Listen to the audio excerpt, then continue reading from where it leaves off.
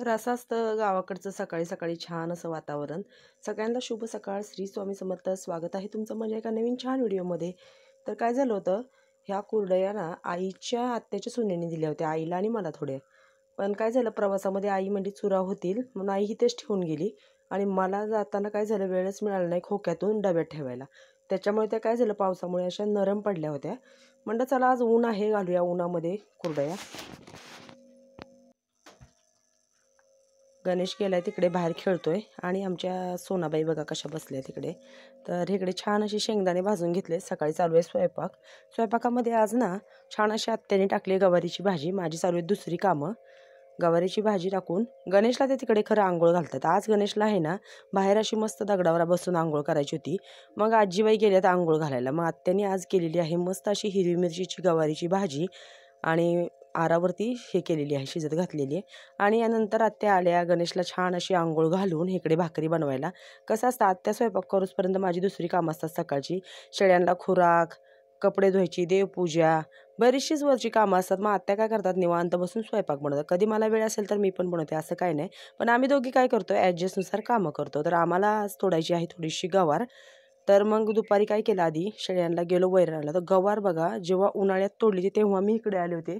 त्याच्यानंतर मी गवारीकडे परत आलेच नाही. तर पावसामुळे एवढी छान गवार उगवली आहे, मस्त अशी झाली. कारण तिला उन्हाळ्यामध्ये पाणी कमी पडत होतं, त्याच्यामुळे आम्ही सोडूनच दिली होती. आणि इकडे शेवरी बघा केवढी आली आहे. चला म्हणलं शेळ्यांना आता शेवरी घेऊन जाऊ. कसं असतं, पाऊस उघडला की जनावरांना आहे ना वैरण भरपूर असते आमच्या इकडे. आणि हे आधीच्या खरबुजाचं रान आहे, ते पण नीट करायचं, त्यात पण खूप गवत आले. तर आमच्या बाजूने एवढी अशी सगळी बघा हेच आहे, शेवरीच आहे. पण कसं होतं, पावसामुळे नेहणं होत नाही. आम्ही बादली वगैरे घेऊन आलोय, पण आधी म्हणलं शेळ्यांना एक वैरण घेऊन हे करावी, टाकावी. आभाळ काय तर दिसतंय का बघा, काही नाही, एकदम फ्रेश असं वातावरण झालेलं आहे.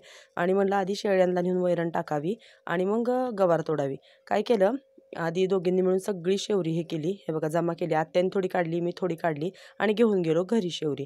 तर हे बघा प्रत्येकाला असं किती आवडीने खातायत बघा जनावरं. शेळ्यांना खूप आवडती शेवरी, म्हणून आम्ही काय करतो, दिवसातून एकतरी वैरण ह्या दिवसात शेवरीची करतो. सकाळी हे टाकलं होतं, भुईमुगाचा पाला टाकला होता आणि नंतर म्हणलं हे करावी, एक ओल्या ह्याची ओली काहीतरी वैरण करावी. मग आत्यानी मध्ये तरी म्हटलं काहीतरी विसरते मी. आत्याने काय केलं होतं, बाजूच्या रानातलं आहे ना एक पेंडकं गवत आणून ते पण टाकलं होतं आणि नंतर मग आम्ही ही शेवरीचं एक पेंडकं आणून टाकलं. ही काय बोकडं सगळी आम्ही आत कोंडलेली आहेत. एक छोटी रूम केलेली आहे, माहितीच आहे तुम्हाला. कसं होतं, सेपरेट सेपरेट खायला दिलं की तरी ह्याच्यात किती गोंधळ असतो. त्या घावाणीतच जाऊन बसतात, निम्म घावाणीत हे झालेले असतात. आणि तिकडे बघा टॅमॅटोला इतकी टॅमॅटो लागलेली आहेत, पण अजून थोडीफार पिकली आहेत, जास्त पिकलेली नाही आहेत. तर वाटलं नाही पाऊस येईन आणि नेमका दुपारी पाऊस चालू झाला. हे दोघं आले होते तिकडून ट्रॅक्टरवरनं. कायच आता तुरी वगैरे लावायच्यात, पेरणी करायची आहेत, त्याची तयारी चालू आहे. आल्याला त्यांना भूक लागली, ते दोघे बसले जेवायला आणि दुपारी एवढा पाऊस आला की आम्ही भिजलो दोघीजणी घरी येऊसपर्यंत. कारण गवारीचं रान आहे ना थोडंसं लांब आहे, तिथून येऊसपर्यंत आम्ही दोघी भिजलेलो होतो. आणि मग मी नंतर पाऊस उघडल्यानंतर सगळं शेळ्यांचं आवरायला चालू केलं. कारण कसं होतं, शेवरी टाकली ना सगळ्या जे ते काटक्या राहिल्या असतात ते गोळा करावे लागतात. आणि म्हणलं चला वेळ आहे तर चला एकदा झाडू पण मारून घेऊया. मग आत काय केलं, सगळं कचरा गोळा केला आणि धूर केला. जरा संध्याकाळचा धूर केला ना की त्यांना माशा मच्छर चावत नाहीत, म्हणून मी आले शेळ्यांच्या ह्याच्यात.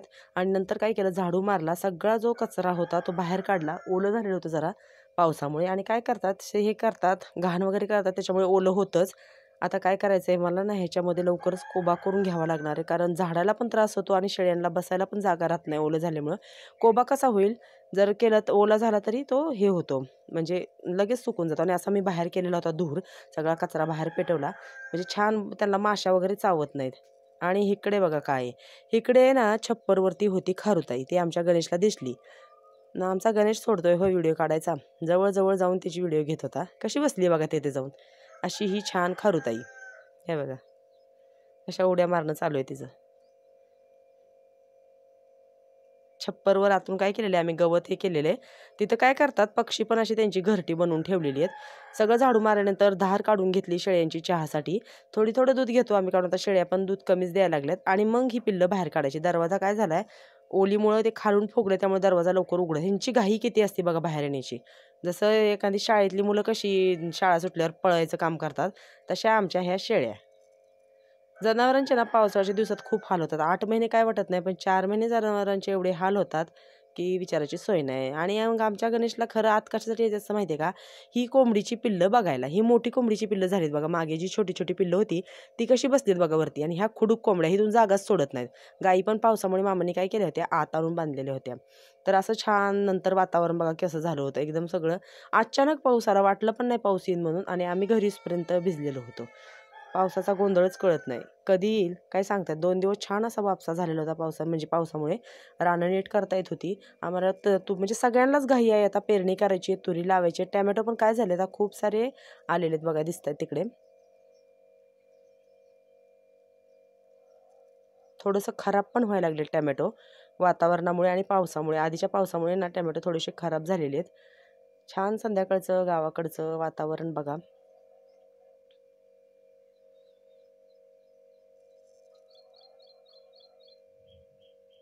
आणि गणेशचा खेळ बघा, त्याला नाही पिल्लं खूप आवडतात. आणि संध्याकाळी गणेशला खायच्या होत्या ओल्या नारळाच्या करंज्या.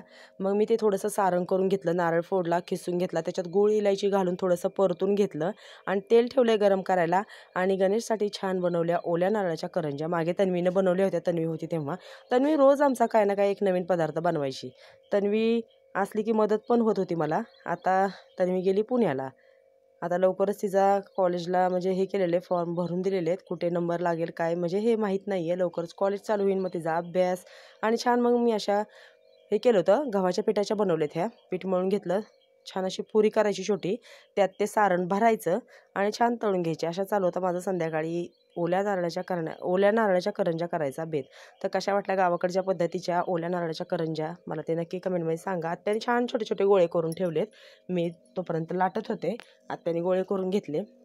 आणि हे बघा कशी झाली आहे करंजी, थोडीशी लालसर होईपर्यंत तळून घ्यायची.